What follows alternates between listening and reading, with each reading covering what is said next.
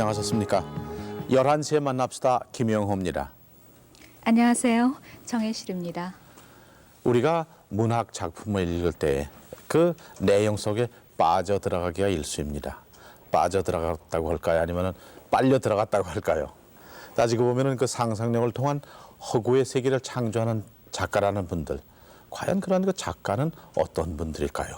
이러한 것이 아마 우리들의 생각 속에 떠오르는 요즘의 얘기들입니다. 그래서 오늘은 우리나라 소설문학의 중진이시고 또한 특별히 지식층의 독자를 많이 확보하고 계신 김원일 선생을 모시고 말씀을 나눠보기로 했습니다. 김 선생 소개해 올립니다. 박수로 맞이해 주십시오. 안녕하십니까. 요즘 그 선생님 쓰신 방황의 계절을 사는 사람들에게 아주 잘 읽었습니다. 네, 감사합니다. 짤막하게 요령껏 쓰셨던데요. 또 한편 말씀을 들으니까 그동안 정들여서 근무하시던 출판사를 그만두셨다는 말씀도 있고 참 글도 잘 쓰셨고 또 새로운 선생님 신변의 변동도 생겼는데 그러면 앞으로는 어떻게 지필만 그냥 댁에 서시게 됩니까? 네, 이때까지는 이제 직장을 나가면서 소설을 써왔는데 네. 두 가지 일을 같이 병행하려니까 좀 힘이 들어서요. 네. 사실 소설 한 가지만 가지고 네. 인생을 판다 그럴까 그 속에 저 자신을 던져 넣는다는 것이 사실 문학이라는 것은 철학, 뭐 종교, 사회과학 모든 분야의 공부를 해나가면서 그것을 작품에 용해시키게 되기 때문에 앞으로 글 한 가지만 쓰더라도 상당히 또 힘들 것 같은 그런 느낌이 듭니다. 그래서 네. 한 가지를 그만두게 된 거죠. 네. 그러면 그냥 이제 혼자 쓰시게 됩니까? 네, 그렇죠. 뭐 그런 남이 써줄 수가 없으니까 혼자 쓰게 아니 됩니다. 그래서 댁에서 예, 조그마한 이제 뭐 지필실을 시내에다 하나 마련했습니다. 예. 네. 그래서 이제 아무래도 집에서는 쓰기가 이때까지 뭐 훈련된 것이 직장과 가정을 왔다 갔다 하다 보니까 집에서 들어서 쓰기 좀 힘들 것 같아서 우선 당분간 좀 출근하는 형식으로 해서 낮 동안은 좀 글만 쓸까 이렇게 생각하고 있습니다. 네, 그러시군요. 그럼 더 이제 차분하고 아주 그 세련된 글들이 저희들 또 한번 사로잡게 된 그런 계기가 오겠군요. 많이 기대하겠습니다. 예, 예. 근데 선생님 참 우리 인생이 다 그렇지만은 어렸을 때 산다는 거, 어렸을 때 시절은 생각해 보면은 어려웠던 시절도 있었지만 또 거기 그 나약한 아버지, 또 그 나약한 아버지를 도우려는 힘들었던 어머니의 모습 이러한 것들을 쭉 글에 많이 쓰셨던데요. 그러시면은 선생님의 그 유년 시절은 어떠셨길래 그런 글을 쓰시게 됐습니까?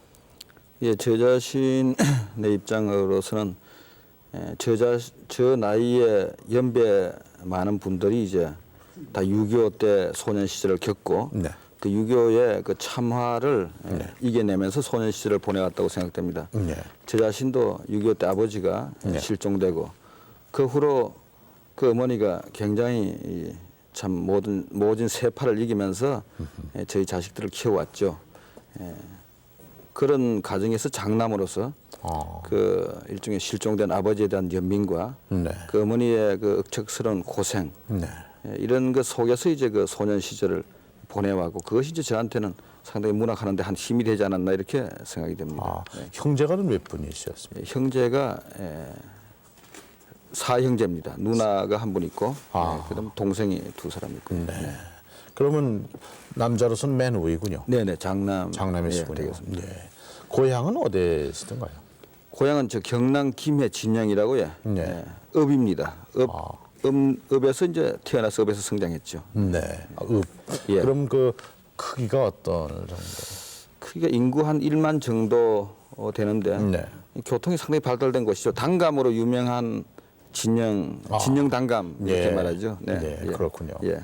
그런데 선생님 글을 이렇게 보면은요. 네. 많이 그 장터의 얘기, 장돌뱅이라 그러나 또 장의 그 등에 짐지고 가는 사람들의 모습, 그 장터를 중심으로 한 그 배경을 많이 글에다가 반영을 시키시는 걸 저희가 보았는데 그러한 그 인물 설정을 하신 배경에는 어떤 특별한 이유가 있었습니까? 그것은 이제 제가 진영 장터에서 이제 네. 소년 시절을 보내왔고 네. 또한 어떤 문학 속에서 우리가 한 낭만적인 요소를 찾는다 그러면 네. 일종의 떠돌이의 삶이라 그럴까. 네. 이게 이효석 이제 그 선배 되시는 분의 그 메밀꽃 필 무렵도 네. 장군들의 그 떠돌아다니는 삶을 이제 글렀었고, 또 우리가 서구 소설이나 우리나라 소설 많은 소설 속에서도 일종의 그 남자의 어떤 떠돌이 벽, 네. 이것을 저는 이제 이렇게 생각합니다. 우리 민족 자체가 원체는 우랄라타이 계통의 유목 민족에서 출발해서 이 한반도로 이주하면서 이제 농경 민족으로 정착을 했는데, 그런 와중에서 남자들은 항시 뭔가 이 좀 더 큰 것을 찾아서 이상이라 할까, 자기 꿈을 이루기 위해서 네. 이 가정을 이제 일종의 버리고 혹은 또 가정을 당분간 뒷전에 두고 이제 떠다니는 삶을 살아왔지 않았느냐. 그 속에서 어떤 그런 문학적인 뭐 향기라 그럴까, 그 속에서 문학적인 얘기가 상당히 많이 숨겨져 있을 것 같은 그런 예감입니다. 그래서 제 주위에 있는 그 김주영 선배 같은 작가들도 그 객주라는 대하 소설이 바로 이제 그런 이 보부상들, 떠돌아다니는 그런 남자들의 세계, 그런 것을 다룬 소설들이 많이 있죠. 제 작품 위에도. 그렇지만 김 선생님 자신이 그런 체험을 하신 건 아니죠? 제 자신은 체험해 본 적이 없습니다. 아, 예, 그러시군요. 일종의 상상적 공간이라고도 얘기할 수 있겠죠. 네. 근데 이렇게 읽는 이의 마음은 실제로 작가 자신이 그 체험을 하신 걸로 읽기가 쉽던데 상당히 그 재질이 빼난 재질을 가지셨던데 참 그 선생님 작품마다 그런 걸 볼 때 말입니다. 소박한 우리 선조들의 삶의 모습이라든지 그 장터에서 오고 가는 인정들, 네. 그 인정 가화, 그 훈우는 얘기, 또 아주 소박한 그 농촌의 삶을 요즘은 뭐 농촌도 발전해서 그렇죠. 이제 그런 게 자꾸 자취를 예. 감추죠. 네네. 전통적인 게 이제 점점 없어졌다고 볼 수 있죠. 그의 말씀이에요. 네네. 장터에서 이렇게 저 메밀묵 사 먹는 것도 예, 아주 예. 아름다운 우리의 정천대. 그 최근에 쓰신 그 바람과 강인가요? 네네. 거기에 보면은 선생님 그 일제 시대에 치유되지 아니했던 어떤 그 아직도 우리들 마음속에 서리고 있는 것을 표현하시려고 하신 것을 볼 수가 있었고, 거기에 등장하시는 이인탁 씨인가요? 이인태 씨. 예. 그 양반을 주로 쓰신 것 같은데 그것은 어떤 내용인지요? 예. 이번에 이제 그 작년 연말에 나온 이제 바람과 강이란 장편 소설은 일제 하에서 네. 민족 일종의 독립운동을 하다가 네. 본인의 뜻과 달리 이제 어떤 배신자로 된 이인태라는 한 인간이 이렇게 일제와 해방과 유교를 겪으면서 자기 자신이 일제하에 저지른 그런 죄악에 대한 끊임없는 참회와 한 반성에 으로서 괴로워하다가 결국 이제 자기 자신이 한 죽음과 화해한다 그럴까, 자기가 끝없는 어떤 고뇌 속에서 한 죽음을 맞기까지의 이제 얘기를 그리는데 저는 이제 그 속에서도 그 이인태 씨의 한 떠돌이의 혼과 그 사람의 어떤 그런 민족적인 배신과 또 그것을 통한 삶과 죽음의 문제, 뭐 이런 여러 가지 문제를 결부해가지고 한국인의 정신사라 그럴까, 그런 것을 한번 그려보려고 했습니다. 네.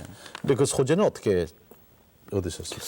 그 소재는 제가 고향에서 진영에서 살고 있을 때 제가 한 3년간 이제 부모를 떨어져서 그 이인택 씨라는 이제 그런 장터에서 술 장사를 하는 그런 집에 제가 한 더부살이로 한 3년간 지낸 적이 있습니다. 그 당시 이제 그 술 장사를 하던 그 울산댁이라는 분의 이제 그 남편이 이인태 씨인데 그분이 이제 저를 아주 그 친손자처럼 혈육 이상의 정으로서 저를 이제 사랑해 줬어요. 그래서 그 후로부터 어떤 사람이 인간이 인간을 사랑하는 한 정이라 그럴까, 이런 걸 떠오를 때마다 가족이 아닌 어린 한 고아 같은 소년을 과연 그렇게 사랑할 수가 있을까. 그래서 이제 그분을 제 자신이 여러 소설 속에서 한번 표현해 봤습니다. 어둠의 혼 같은 데서는 이목으로서 등장시켜 봤고, 그다음에 이제 제가 아주 길게 쓰고 있는 불의 제전에서는 안천총이라는 활을 잘 쏘는 명궁으로서 이제 그분의 모습을 한번 그려봤고, 요번 이 소설에서도 이제 그분을 모델로 해서 쓰다가 쓰는 과정에서 이제 변질돼서 다른 인물로 이제 탄생된 거죠. 그렇겠죠. 그러니까 그 체험이 거기에 반영된 거군요. 예, 체험의 많은 부분이 이제 반영됐다고 볼 수 있죠. 그렇죠. 네네. 그러니 그 체험을 하신 것은 상당히 도움이 됐겠군요. 그 당시는 쓰라렸겠지만. 네, 물론이죠. 예, 그것이 이제 뭐 굉장한 도움이 됐죠. 예. 네. 제일 쓰라린 기억은 무엇입니까? 이제 쓰라린 기억이 그 당시 6.25 전란 속에서 이제 부모와 떨어져서 한 3년간 뭐 시골 장터에서 이제 불도 떼주고 또 나무도 하러 다니고 그렇게 이제 그 당시 어머니는 이제 대구에 동생들과 같이 정착해 있었어요. 누님과 같이. 아버지는 행방불명. 예, 저 혼자만 고향에서 떨어져서 이제 이제 그 집에서 이제 좀 지냈죠. 그 동안에 이제 늘 뭐 어디 제가 그런 글에서도 썼습니다만은 뭐 뒤산에 올라가서 이제 그 대구 쪽 하늘을 보면서 좀 울기도 하고. 네. 가지고 소년 시절에 좀 그렇게 외롭게 자라난 것이 어떤 문학을 하는데 도움이 됐다 이렇게 지금 생각할 수 있겠습니다. 그때가 선생님 몇 대신? 그 당시가 이제 10살에서 한 12, 살 정도 되지 않았나 생각됩니다. 한창 그 감수성이 힘을 고르는 나이군요. 예, 뭐 제1차 감수성의 예. 시기라 뭐 이렇게 그렇죠. 얘기할 수 있겠죠. 사춘기 이전에. 예, 그렇죠. 그 멀리 저녁여울이 지고 연기가 나면은 어머니가 그리워지는. 오히려 문학을 선생님께서 더 하시는 게 나을 것 같이 생각되는데. 선생님이 옆에 앉으니까 그런 얘기가 나옵니다. 아까까지도 그런 생각 잘 안 나왔는데 선생님 비있기만 해도 그런데. 그런데 그 중학 이전에 직장을 가지셨다는 말씀 들었는데요. 물론 그것도 6.25와 관련이 되겠죠. 예, 그것은 이제 저희 이제 부친이 뭐 짧은 한 30대 인생을 그 전란 속에서 뭐 행불이 됐지만 직장을 가지지 않았어요. 그렇죠. 일종의 본인으로서는 한 지식적 뭐 혁명가로 자처하면서 가정을 버리고 늘 살았기 때문에 이제 저 모친은 상당히 유교적 가문에서 자라나신 분인데 아버지가 그렇게 없어지고 나니까 이 장남인 저에게는 굉장히 강한 생활력으로 어떤 그런 막 일종의 떠돌이 병이라 그럴까 집을 버리고 자기 이상만 쫓아다니는 사람이 되지 않고 착실한 모범적인 이제 그 시민으로 키우기 위해서일까요? 네. 그래서 이제 저에게 중학교 들어가기 전에 어떤 병원의 사원으로 소개를 해서 제가 한 몇 달 근무를 하다가 그다음에 신설된 중학교 입학하자마자 저에게 이제 오늘 돌연 돈을 몇 푼 주면서 이 돈으로 좀 신문을 좀 팔아봐라. 이래서 제 자신이 또 굉장히 내성적이었습니다. 성격성으로. 네. 그래서 그 신문 사서의 소리가 잘 나오질 않아서 네. 뭐 그냥 들고만 다녔죠. 시장 길로. 네. 그래서 신문 팔이를 한 몇 개월 하다가 그다음에 이제 신문 배달로서 고등학교 졸업할 때까지 거의 이제 신문 배달했죠. 배달하면서 학비 조달의 목적보다도 저희 이제 어머니는 그렇게 해서 이제 뭔가 돈 번다는 것이 얼마나 힘들고 이 세상에 참으로 못 사는 사람, 가난한 사람들이 한 생계를 유지한다는 것이 힘들다 하는 것을 이제 너 몸소 함께 어째보라는 뜻으로 아마 그러지 않았나 생각됩니다. 그래서 제가 어린 시절에는 그런 어머니를 참 원망도 했지만은 제가 이제 성장하고 난 뒤에 그런 어머니가 참으로 귀중한 어머니였구나 하는 것을 이제 뒤에 이제 느끼게 된 셈이죠. 어머님의 그 참뜻을 아셨군요. 네, 그렇게. 그럼 한 가지 여쭤보고 싶은 것은 그 신문 파실 때 네. 그때 제일 기억에 남는 일은 뭐예요? 그 당시 기억에 남는 것은 그 시장 안에 조그마한 약방이 하나 있었어요. 약방이 하나 있었는데 네. 제가 아주 지금은 뭐 키도 크고 그렇습니다만은 그 당시 뭐 시골에서 가돌러 왔을 때 아주 초나이였죠. 대구서. 그 약방에서는 처음에 신문을 하나 사주더니 내일부터는 그냥 우리 집에는 늘 가져오면 내가 사주겠다. 네. 이래서 한부 이제 독자를 한 사람 확보한 거죠. 그리고 그다음 제가 물어봤어요. 신문은 배달해서 받아보시지 왜 저한테 사느냐. 가판이 좀 비싸지 않습니까? 배달료보다. 그렇죠. 네. 그랬더니 자네가 그렇게 열심히 해서 공부하려고 그러는데 내가 좀 도와주는 게 나쁘냐. 그때 그 한 말이 뭐 지금 그분 얼굴도 안 떠오르지만 그 이제 약사 얼굴이 늘 이제 기억에 좀 난다고 볼 수 있겠습니다. 그러니까 어려운 세대 속에도 훈훈한 인정이 있다. 근데 어디 얻은 하다. 곳이나 다 인정이 있다고 저는 생각합니다. 그렇죠. 예. 그 인정이 있으니까 우리가 지금 살고 있죠. 그렇죠. 그러니까 아까 그 어머님 말씀을 하셨는데 네. 어머님을 이렇게 주제로 해서 쓰신 작품이 무엇입니까? 제 소설에는 많은 어머니가 나온다고 볼 수 있죠. 네. 뭐 어머니를 주제로 해서 쓴 소설은 이제 바느질이라는 소설도 하나 있고 그 위에 이제 미망? 예, 미망 같은 소설도 이제 그 속에 어머니와 할머니 얘기가 나오는데 네. 저 자신의 저희 어머니는 굉장히 이제 그 자녀를 이런 사랑이나 자애나 이렇게 키우지 않고 굉장히 엄격하게 네. 아버지가 없으니까 아버지 몫까지 담당하셔서 늘 이제 요즘 말하면 참 정말 매로서 수포대 매로서 키웠는데 자녀들을 네. 그것이 물론 이제 어머니가 매질을 많이 하면 요즘 애들 뭐 탈선을 하고 교육 방법이 좋지 않다고 얘기했지만은 1950년대나 그 당시 어려운 시절에 저 자신의 가정 이외에도 뭐 한국인 전체가 다 전란이 끝난 후에 어렵게 살았죠. 그럼요. 그런 시절에 그 강한 자식을 키우기 위해서 아주 그 엄격한 유교적인 강한 훈육 방법으로서 우리 자녀들을 키워왔어요. 그래서 어머님이 이제 돌아가신 지가 한 10년 조금 못 되는데 제가 어머님 앞에서는 늘 이제 참으로 이제 두려워하고 네. 어머니 안색만 좋지 않아도 네. 무엇 때문에 저러실까 할 정도로 걱정을 할 정도로 그런 훈육 방법도 참 좋은 훈육 방법이었다. 뭐 맹모 삼천지교라 그럴까. 그렇군요. 예, 그렇게도 느낄 수 있겠죠. 참 아버님은 공산당 진입 때 6.25 동란에 실종이 되셨고 어머님이 10여 년 전에 세상 떠나셨다고. 네네. 예. 그 어머님께 대한 참 못다해드린 한이 있으실 텐데 지금도 어머니 생각하시면 어떤 생각하십니까? 그러니까 이제 이미 어머니에게 효도를 하려 그럴 때 그 어머님은 돌아가시고 계시지 않더라 하는 옛 성인의 말씀도 있지만은 네. 지금으로서는 뭐 제가 참 좋은 글을 써서 좀 보여드리는 것 이외에 뭐 이제 음력설도 조만간 그렇죠. 나타나는 뭐 네. 성묘가는 정도겠지 뭐 다른 게 있을 수가 없죠. 네. 그러나 어머님의 그 위대하지만 아직도 마음속에 이 한국의 어머니들은 다 위대하죠. 저희 어머니만 그런 것이 아니고. 그래요, 예. 맞습니다. 그 참 아버님 돌아가셔. 그 잘하실 그 시절에 고생 또 어머님의 사랑은 담뿍 받으셨는데 그러한 그 유년기, 소년기, 이 성년기에 있어서의 어려움이 아마 선생님 작품에 많은 밑거름이 됐지 않은가. 전 그렇게 해석을 하는데요. 그렇다면 선생님 그 문학의 뜻을 두신 것은 언제부터? 예, 저는 한 고등학교 2학년 때까지는 그림을 주로 좀 그려왔는데 네. 사실상 뭐 문학이라는 것이 네. 제 자신이 어렵게 크고 네.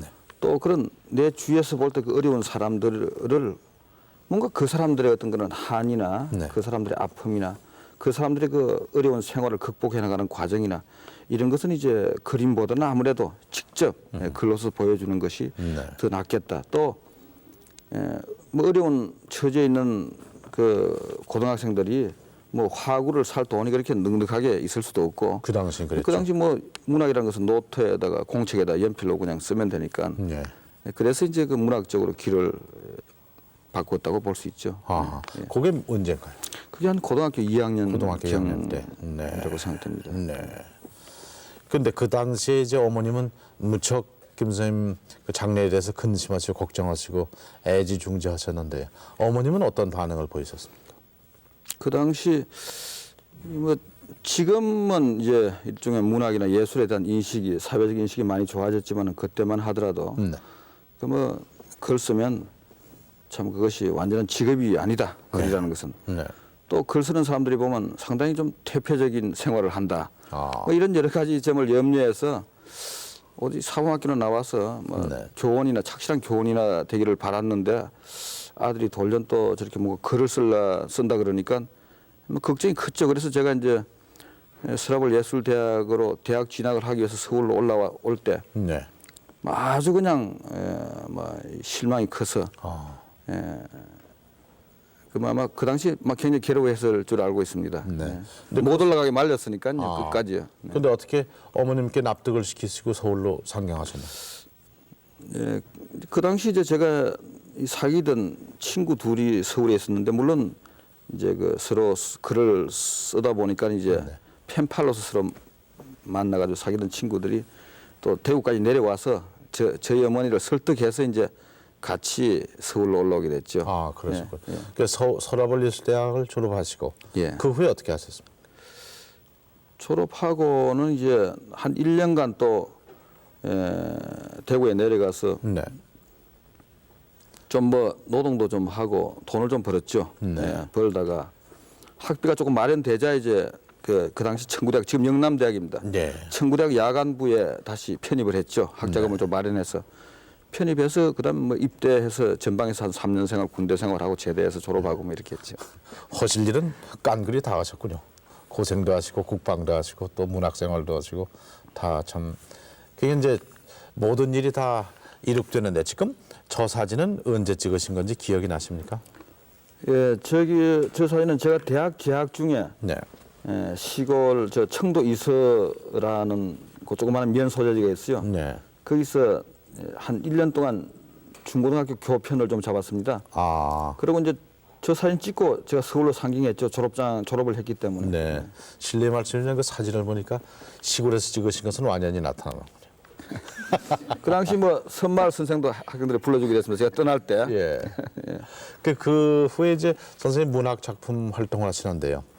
그 뒤에서 제일 영향을 주셨다고 말씀을 드릴까 도움을 주신 어른이 계셨습니까? 제가 서라벌 예술대학 들어가서 학비를 면제해서 공부를 하게 해준 분이 이제 뭐 소설가 김동리 선생님 네. 은사신데 네. 참 그분이 이제 정신적 힘이 돼 주셨죠. 네. 그래서 평소에서나 그분의 글도 좋아하지만은 네. 그분이 그 제자를 사랑하는 정신 이런 것을 이제 참 저로서는 존경하죠. 아, 그러시겠군요. 네. 김동리 선생님. 네. 네. 아까 서두에도 말씀을 드렸지만은 18년 동안 출판사에 계시다 이제 독자적으로 독립을 하셨던 말씀 들었는데 독립하신 건 제가 축하합니다만 그 옛날 18년 전, 뭐 옛날도 아니지만은요 18년 전에 출판사에 들어가신 것은 어떤 동기로 어떤 연유로 들어가셨습니까? 예, 그때는 이제 뭐 저로서는 사실 뭐 문학 공부하는 그 청년들이 뭐 외국어 실력이 그렇게 있을 리도 없고 네. 뭐 입사 시험을 한 2군데 쳤더니 전부 다 떨어졌어요. 네.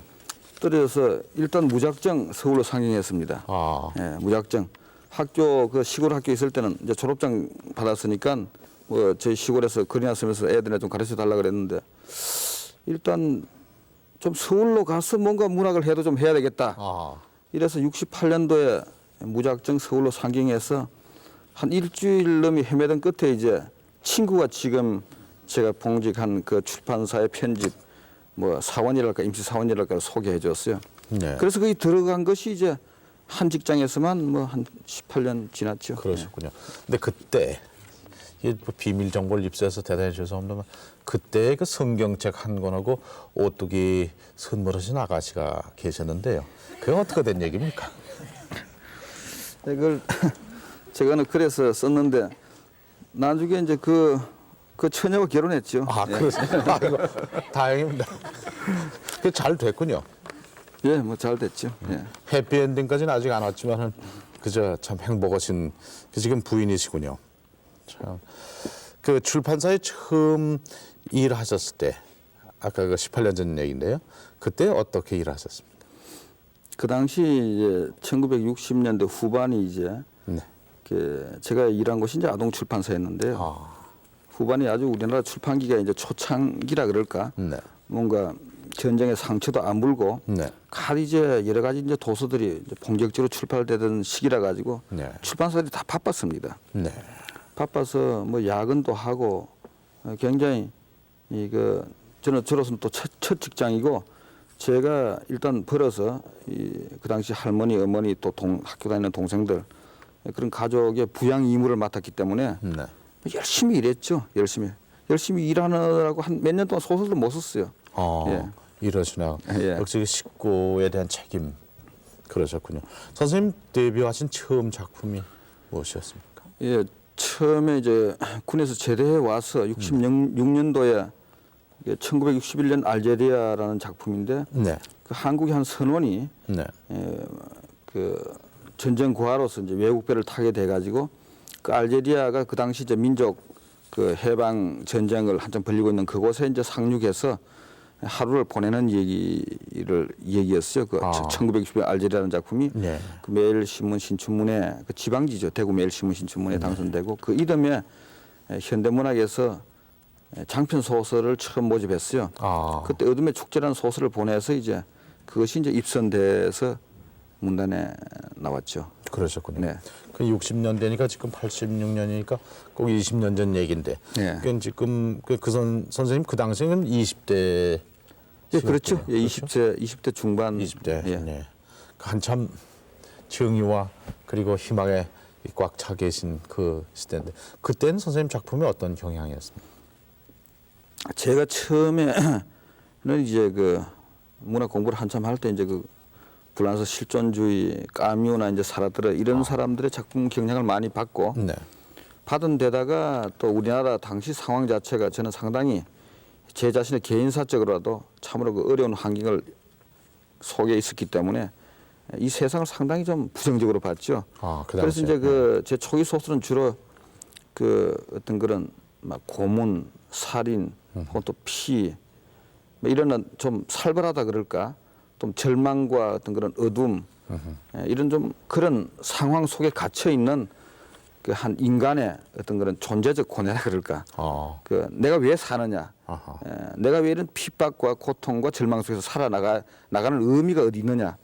그러다가 이제 파멸도 하고 또 거기서 탈출도 하고 주로 이런 내용을 주로 많이 다뤘죠. 초기에는. 반공관계 작품 다루신 것도 그때인가요? 뭐 반공관계라기보다도 일종의 그 6.25 이데올로기 문제를 다룬 것은 이제 조금 뒤가 되겠습니다. 분단의 그 민족사적인 그러한 관계를 한 가정에 비유해서 쓰신 작품들을 저희가 봤고, 그러면 30대 선생님 30대의 작품은 어떤 경향으로 펴져 나갔습니까? 30대 작품이 이제 제가 조금 전에 말한 20대에서 쓴 네. 이제 그런 일종의 좌절과 절망이라 그럴까, 좀 그런 암울한 세계로부터 이제 벗어나서 그런 이데올로기 문제를 다루면서부터 이제 그 노을에서 보여준 그런 속에서도 한 희망과 한 네. 화해와 네. 한 질서를 찾아서 인간의 그런 질곡의 계곡을 빠져나온다 그럴까, 네. 그런 문제를, 그런 게 조금 이제 좀 밝은 세계로 근접했다 이렇게 얘기할 수가 있겠습니다. 네. 예. 지금 언급하신 그 노을은 이 KBS에도 드라마로서도 시청자 여러분께 보내드린 적이 있고, 그것은 아마 그 수상을 하셨는데 무슨 상을 타셨죠? 예, 그 당시 뭐 반공문학상이라고 지금 문화진흥원에서 주관하는 그 대한민국 문학상 전신이죠. 네. 예, 거기서 이제 상을 거기 받았죠. 그 대통령상이죠. 예, 그 당시 타신 게. 예. 참 축하합니다. 근데 그 노을의 내용, 그걸 조금만 요약해서 말씀해 주시면 아마 보시는 시청자 여러분께서 많은 이해가 계시겠는데. 그 노을은 이제 현재 성년이 된 한 편집 사원이 네. 1948년도 자기 고향을 찾아 내려가서 48년도에 일어났던 이제 그 좌익 폭동 사건을 회상하는 식으로 이루어진 소설인데요. 네. 제 고향에서는 사실 그런 폭동이 없었습니다. 픽션으로 만들었죠, 소설로서. 그러니까 3일간 이제 이 좌익들이 그 진영 음대를 점령해서 일종의 살상 방화를 3일 첫날로 하다가 이제 끝나는 내용인데, 그 속에서 그 아주 그 무식한 좌익 행동 대원을 아버지로 둔 이제 그 소년이 네. 소년을 통해서 이제 그 가정의 파멸과 네. 그 한 이데올로기의 혼란, 이런 걸 통해서 과연 우리에게 그 혈육의 쟁투라 그럴까, 그런 비극이 왜 일어났으며 왜 일어나야 되느냐, 그게 단 한 정오, 또 그런 것이 일어나지 않는 더 좋은 희망의 세월이 와야 된다 하는 의미의 발전적인 그런 화해 과정, 이런 것을 이제 그 노을에서 보여줬죠. 그러셨군요. 참 선생님이 아까 말씀하신 대로 6.25 동란 때 10살 이렇게 말씀을 하셨으면 지금 40 중반이시라고 믿어지는데요. 그럼 지금 이 40대에 들어서신 선생님의 집필 경향이라든지 혹은 생각은 어떠십니까? 예, 지금 현재로서는 제가 이제 그 불의 제전이라는 소설을 한 12,000장 정도 쓸 계획인데, 현재 한 5,000장 정도 썼어요. 1부에서 2부 중간까지 쓰니, 그 소설은 물론 이제 전쟁 6.25가 배경은 배경입니다만은 6.25 자체를 그리려는 것이 아니고 그런 어려운 시대를 살아나가는 이제 그 지식인, 또 노동자, 농민, 또 뭐 군인, 각계각층의 사람들을 등장시켜서 그 한 고난의 시대를 과연 한 민족 전체가 어떻게 이겨나가고 나가느냐. 이제 저로서는 뭐 꽤 오래 구상을 한 작품이고, 이제 그것을 이제 40대니까 그걸 마무리하는 작업과 또한 교양 소설적인 측면에서 일제하를 배경으로 해서 한 성장 소설, 그 인간이 아주 그 미천한 데서부터 출발해서 한 고결한 한 인격자로서 성장해 나가는 과정을 이제 그 일제하를 배경으로 해서 그릴 그런 장편 소설을 하나 구상을 하고 있는 중입니다. 아, 그러시군요. 네. 참 원숙하신 글, 참 체험과 값진 그 성장 과정, 참 여러 가지로 선생님께는 도움이 됐다고 생각이 되고 그 어려움을 이렇게 문학 작품으로 승화시키는 선생님 모습 볼 때 무척 존경스럽습니다.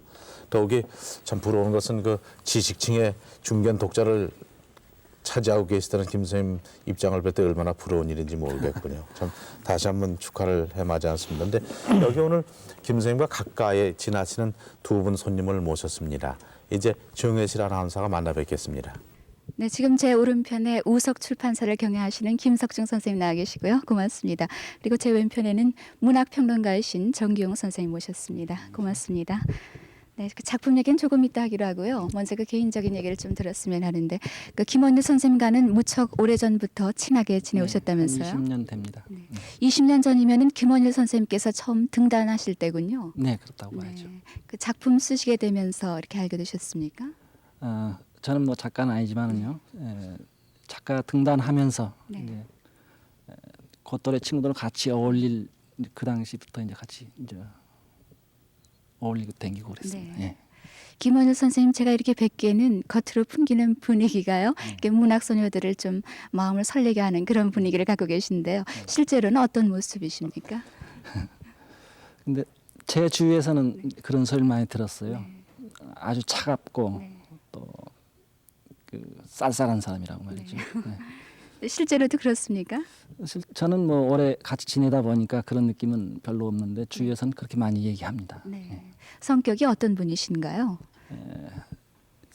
사리 판단이랄까요? 그거를 너무 잘하고 아주 냉정한 그런 성격을 가진 사람이라고 저렇게 알고 있습니다. 예. 근데 요즘 그 김 선생님께서 경영하신 출판사에서 직접 글을 쓰고 계시다고 들었는데요. 예, 예. 그 집필하시는 모습이라든가 네. 좀 들려주십시오. 제가 물론 작가 집필하는 걸 많이 보지는 못했지만은 이 김원일 씨는 글을 하나 쓰는데도 굉장히 시간을 많이 소비하는 것 같아요. 그래서 하루 한나절 오전 한나절 해도 뭐 원고지 한 10장밖에 못 썼다 그러고 한번 들여다봤더니 초고를 일단 이제 메모지에 초고를 해가지고 다시 원고지 정리하고 그런 지금 오랫동안 글을 써왔으면서도 지금까지 그렇게 하는 걸 보았어요. 그래서 참 좀 딴 사람과 다르구나 하는 걸 느꼈습니다. 한 문장 한 문장을 참 심혈을 기울여서 쓰시는군요. 아마 그렇다고 봅니다. 예. 보통 이 작가의 친구를 두신 분들은 작품에 종종 등장하는 그런 행운을 갖던데요. 혹시 등장하신 적 없으십니까? 저는 아직 못 읽었습니다. 네. 아마 앞으로 나오는 작품에 나오실지도 모르겠는데요. 글쎄요. 네. 그 김 선생님께서는 무척 술도 잘하신다고 들었어요. 네. 70년대 후반요. 후반서부터 80년대 초반까지는 상을 참 많이 받았어요. 김원일 씨가 아시다시피. 그래서 상 받을 때마다 이제 가까운 친구들 항상 어울려서 그 상금을 이제 잘 썼죠. 그동안에 썼는데 또 이 사람이 아주 재미있는 그 뭐 버릇이랄까요, 특기랄까요, 뭐 그런 게 있는데요. 친구들 같이 이제 좌석에 만나서 이제 즐겁게 놀고 그러다가 춤을 잘 춥니다. 그러세요? 이제 별명 무슨 지렁이 춤이라고 뭐 그런 말도 있었습니다만은 그런 춤 같은 걸 지금은 아주 뚱뚱해져가지고 재미없습니다. 지금도 날씬하신데요. 예, 그런 게 많이 있었어요. 네. 그래서 아주 많이 웃었죠, 같이 노는 사람들. 예. 그 20년 동안 함께 쭉 친하게 지내오시면서 뭐 재밌었던 에피소드라든가 그런 거 없으십니까? 이 사람이 워낙 그 모든 사람을 판단하는 게 정확하고 그래가지고 오히려 아까 처음에 말씀드렸습니다만 너무 쌀쌀하고 뭐 그런 인상을 느끼게 할 정도로 그렇게 특별한 뭐 계백이나 에피소드는 별로 없는 것 같고요. 네. 아주 그냥 뭐 그렇죠. 뭐. 글도 잘 쓰시고 춤도 잘 추시고 또 여러 가지로 다재다능하신 분이신가 봅니다. 정 선생님께 좀 말씀 여쭤보겠는데요. 그 선생님의 작품이 그 20년 동안 쭉 그 어떤 변화가 있지 않았었나? 그 작품의 경향이라든가 특색도 좀 함께 말씀해 주시죠. 작품의 경향이나 특색 같은 건 아까 저 김영호 아나운서님하고 김원일 씨가 다 많이 말씀을 하셔서 제가 평론가 입장에서요. 제가 말씀드리면 아마 중복이 되는 부분이 많겠습니다. 다만 제가 김원일 씨가 등단한 후 20년 동안 그 한국 문단에서 김원일 씨의 위치에 대해서 제가 평소에 느낀 걸 좀 말씀을 드리죠. 아까 김원일 씨 자신도 얘기했다시피 김원일 씨가 66년에 데뷔하면서 그 데뷔작이 1961년 알제리아라는 작품이고 그 다음 해인 67년에 그 어둠의 축제라는 장편 소설을 냈는데요. 그것이 말하자면 이제 그 초창기의 작품들이고 그 이후에 그 일련의 단편들을 발표했죠. 근데 그게 참 그 제목들이 이제 그 무렵의 제목들이 어둠이라는 제목들이 많습니다. 어떤 그 사회성을 띠고 현실이라든가 삶이라든가 이런 거에 대한 어떤 그 치열한 작가적인 그 스스로의 질문 이런 것이 아주 확산됨으로써 조금 침울하다고 그럴까 그 음침하다고 그럴까 그런 분위기를 많이 줬어요. 제가 보기에는 김원일 씨에게 있어서 어떤 그 획기적인 전환을 가져온 작품이 그 73년인가로 기억합니다만은 그때 발표한 중편 그 어둠의 혼이라는 게 있습니다. 그것이 그 좌익 지식인을 그 아버지로 둔 그 소년이 그 느끼는 어떤 그 이데올로기적 갈등 이런 걸 다뤘어요. 그래서 이제 그때부터 그것이 조금 확대된 것이 노을이란 아까 말씀 나왔습니다만 노을이란 장편이고 그것이 더욱 이제 확대된 것이 지금 그 지필 중에 있는 이제 대하 소설이 되겠죠. 한 12,000장 된다니까 거의 불의 제전이라는 작품인데요. 김원일 씨의 그 이른바 분단 문학이랄까 6.25 문학이라고 그럴까 혹은 요즘에는 저 이산 문학이라고도 얘기가 나옵니다만은 김원일 씨의 그런 문학 작품들에서 느껴지는 거는 그 소설에 등장하는 그 얘기라든가 전체적인 소재 줄거리 이런 것이 어떤 개인사적인 비극이면서도 그것을 우리가 좀 확대시켜 보면 그 민족사 전체의 비극이 거기 들어가 있다 뭐 그런 걸로 볼 수 있겠죠. 또 하나의 의미는 뭐가 있느냐면 김원일 씨가 6.25를 그 소년기에 체험한 이제 아마 그 직접 체험한 마지막 세대가 아닌가 싶습니다. 우리나라에서 이제 가령 그 6.25 문학이라든가 분단 문학이라든가 이산 문학이라든가 하는 거는 그 이전의 세대 예컨대 그 50년대 작가들에 의해서도 많이 다뤄졌고 또 그 이후로는 가령 그 이문열의 영웅시대 같이 이문열 씨 자신은 그 아주 유아기에 그 6.25를 체험한 그런 세대인데요. 그러니까 유아기에도 물론 체험을 할 수 있겠습니다만은 직접 그 아주 소년 시절에 그러니까 8살, 9살, 10살 요 무렵의 소년 시절에 그 겪을 수 있는 6.25의 모습 그 모습을 통해서 어떤 민족사를 우리가 그 조명할 수 있다 그런 점에서 김원일 씨는 그 참 우리 문단에 있어서 참 소중한 그런 존재가 아닌가 그렇게 생각하고 있습니다. 정 선생님 그 개인적으로 앞으로 그 김원일 선생님께 대한 기대라 그럴까요? 네. 그런 것도 좀 함께 말씀해 주시겠습니까? 네, 저 아까 그 처음에도 제가 말씀을 드렸습니다만은 김원일 씨가 그런 변모를 겪으면서 사실 어떤 의미에서는 조금 너무 그 어떤 분단 문제라든지 이데올로기의 갈등이라든지 그 문제에만 너무 집착하는 것 같아서 조금 좀 아쉬운 느낌은 있었습니다만은 최근에 그 출간된 그 바람과 강이라는 소설이 있어요. 그걸 읽으면서 제가 혼자 그 미소를 여러 번 그냥 머금었습니다. 이를테면 여태까지 어떤 그 김원일 씨 소설에 있어서 성의 문제 이런 거는 어떤 금기처럼 생각이 돼봤었는데요. 그런 것이 상당 부분 리얼하게 나오는 그런 것도 있고 그래서 제가 김원일 씨한테 바란다면은 어떤 그 소재를 조금 더 다양하게 해서 조금 아직까지 다뤄보지 않았던 분야까지도 이렇게 천착을 해서 좀 더 다양한 문학이 나왔으면은 한국 문학 발전에 크게 도움이 되지 않을까 그렇게 생각하고 있습니다. 오늘 도움 말씀 잘 들었습니다. 고맙습니다. 아직 분야가 많이 남아 있습니다. 하실 때가. 근데 아까 뭐 많이 마시신다는 말씀 들었는데 어떻게 올림픽 사이즈 풀만큼 마시셨나요? 아직 덜 마시나? 예. 근데 제 경우는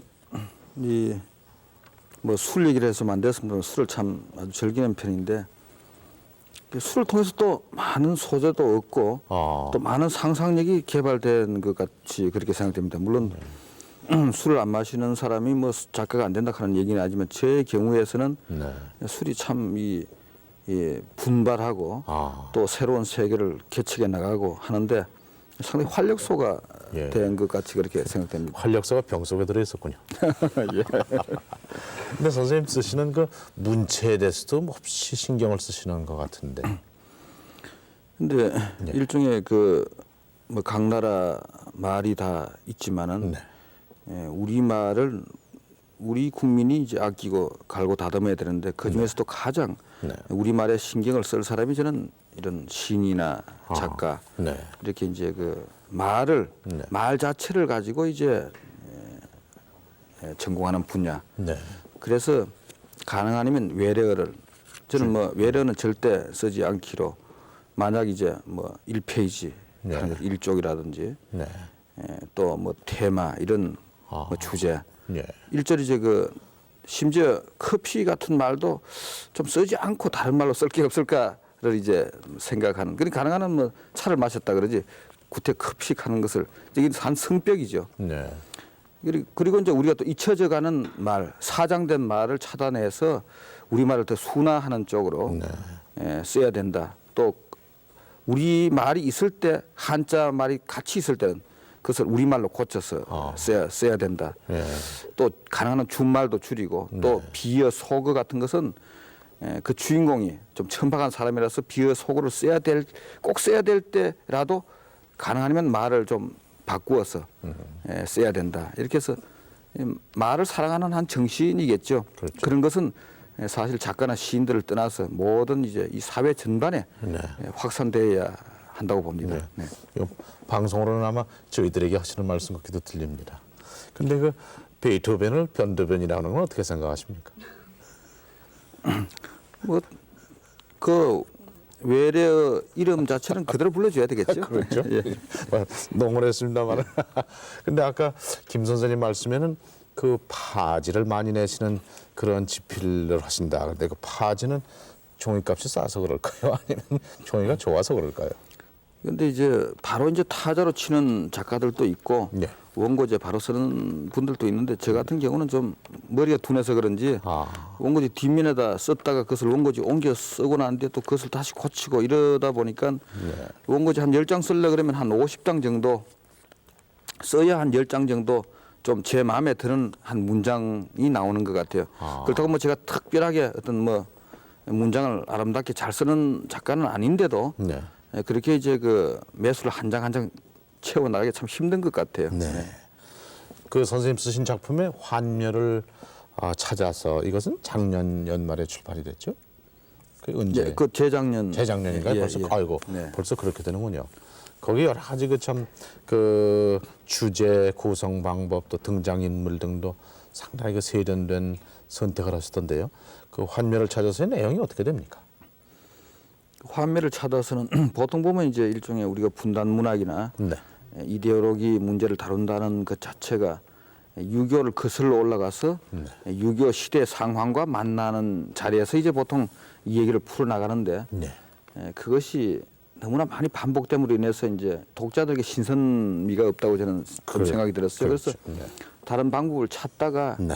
6.25 때 월북한 이제 그 상당히 대학까지 나온 이제 좌경 지식인이 이북에서 공산주의의 체험을 겪으면서 자기 자신의 이상과 현실의 괴리를 느끼고 또 많은 숙청과 복직 이것을 겪다가 결국 나중에 암으로 이제 정신병동에 그 암병동에 이송된 후에 자기 이북에서 겪은 생활을 갖다가 이제 비망록이라는 것을 써서 동해바다에 띄워 보내는 것을 남쪽에 있는 어부가 그걸 주어서 그 어부의 아들이 이제 시인인데 그 사람 월북한 그 사람의 고향을 찾아가서 이제 그 가족을 이제 그 이산 가족이 된 거죠. 그 가족을 만나는 이 얘기를 소설로 썼어요. 네.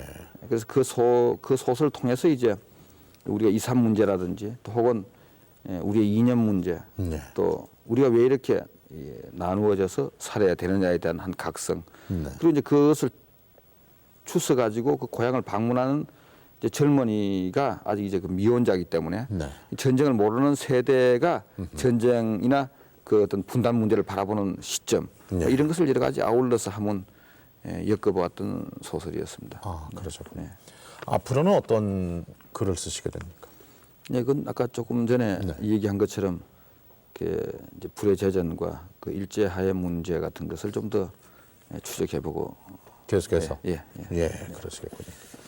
그 많은 작품 중에서도 제일 그래도 사랑이 가고 애착되는 그런 작품이 있죠. 근데 이제 남들은 뭐 어둠의 혼이라든지 그 노을 같은 걸 주로 얘기합니다만은 저 자신은 그 연이라는 아주 짧은 단편이 하나 있어요. 네. 그것은 이제 그 아버지가 일종의 떠돌아다니는 사람인데 네. 그 가정을 지키는 어머니와 그 아들이 그 한 연을 상징으로 해서 이런 떠남과 만남 네. 그런 어떤 뭐 동양적인 어떤 그런 한이라 그럴까 그런 아하. 것을 그린 짤막한 소설이 있는데 네. 그것이 어떤 그런 제 자신의 체질과 상당히 맞지 않나 이래서 늘 뭘 간단한 것 하나 읽어볼 거 없습니까 이렇게 독자가 물으면 뭐 그거 한 편 읽어보라고 권하고 그렇게 하죠. 네. 그러시군요. 그럼 그동안 펴내신 소설을 권으로 따지면 몇 권이나 됩니까? 예, 장편 소설이 뭐 한 4권 정도 되고요. 네. 단편집이 한 6권, 한 10권 정도 쓴 것 같습니다. 10권 정도. 예, 예. 참 많은 작품이죠. 네, 아까 상 타신 말씀 조금 언급이 있었지만은요. 그 대개 어떤 상들을 타셨습니까? 그래서 뭐 동인문학상, 어. 또 뭐 한국창작문학상, 네. 현대문학상. 네. 뭐 저 사진이 창작문학상 예, 시상식 수상식 때. 네, 그 가까운 이제 동료 작가들과 같이 찍었던 사진입니다. 아, 예. 네. 참 저런 그 사진이 그래도 영원히 기억할 수 있는 그러한 참 우수 작품인데 선생님 쭉 그동안 활동하시는 걸 보면은 책으로나 혹은 잡지 등에는 많이 글을 올리셨지만은 신문에는 되도록 안 내시는 것인지 왜 신문에 한 번도 안 내십니까? 이때까지 뭐 제가 뭐 특별하게 신문에 소설을 쓰지 않겠다고 고집한 이유는 없었고 또 직장 생활이 바쁘기도 하고요. 네. 한편으로는 신문이 일종 대중 매체라서 네. 여러 독자층의 어떤 그런 구미도 좀 맞춰야 되고 네. 또 교훈도 줘야 되고 또 문학성대로 살려야 되고 이런 여러 가지 제약이 저로서는 좀 부담스러워서 아. 사실 안 썼던 거지 뭐 특별하게 안 썼던 건 아닙니다. 그리고 또 제 자신이 재미나게 쓰려는데 자신이 좀 없어요, 사실 어떤 면에서는. 네. 너무 참 교명하신데요. 여기 나오신 몇 분도 또 저 이상으로 귀한 질문 가진 분이 계시라고 생각이 돼서 잠시 질문을 받아보실 기회를 갖겠습니다. 정혜실 아나운서가 진행하겠습니다. 오늘 소설가 김원일 선생님께서 나오시기 때문에 특별히 또 국문학을 전공하시는 그 대학생 여러분 많이 나와 계십니다. 질문해 보시겠습니까? 네. 저기 선생님 작품 중에서는요, 특별히 6.25를 배경으로 한 거가 많고요. 그리고 그 배경으로 한 만큼 거기서 많은 저희 같은 6.25를 겪지 않은 세대에게 단순히 민족의 아픔이라는 걸 넘어서서 순수한 자아로서의 인간적인 어떤 고통이나 아픔 그런 거에 대해서 많은 얘기를 해주시고 계시는데요. 선생님께서 그렇게 특별히 6.25를 배경으로 해서 이야기를 전개시키는 이유가 있는지 그게 궁금합니다. 네, 그것은 이제 아까 말한 것처럼 제 체험과 결부되는 시대이기도 하고 또 50년대라는 것은 사실 우리 민족에게는 상당히 고통스러운 그런 시대였습니다. 그리고 문학의 한 속성이 어떤 행복하고 살기 좋은 시대를 배경으로 하기보다도 어려운 시대를 배경으로 함으로 인해서 그 속에서 살아나려는 인간들의 의지라든지 여러 가지 모습을 네. 다양하게 보여줄 수 있지 않나 이렇게 생각됩니다. 그리고 또 실제로 보면 우리나라의 어떤 전통이라든지 또 고려의 어떤 그런 전례적인 모든 한국적인 것 자체가 50년대는 그대로 보존돼 있었던 시대 같아서 주로 그 시대를 가지고 쓰면 좀 글이 잘 좀 풀려 나오는 것 같아요. 아, 예, 예. 네. 그 당시 상황이 그만큼 선생님 삶에 많은 영향을 주었던가 봅니다. 혹시 선생님 작품 읽은 거 있습니까? 노을 읽었어요. 감상이 어떠셨어요? 그러니까 어린 아이, 소년을 통해서 이야기가 계속 진행되고 있는데요.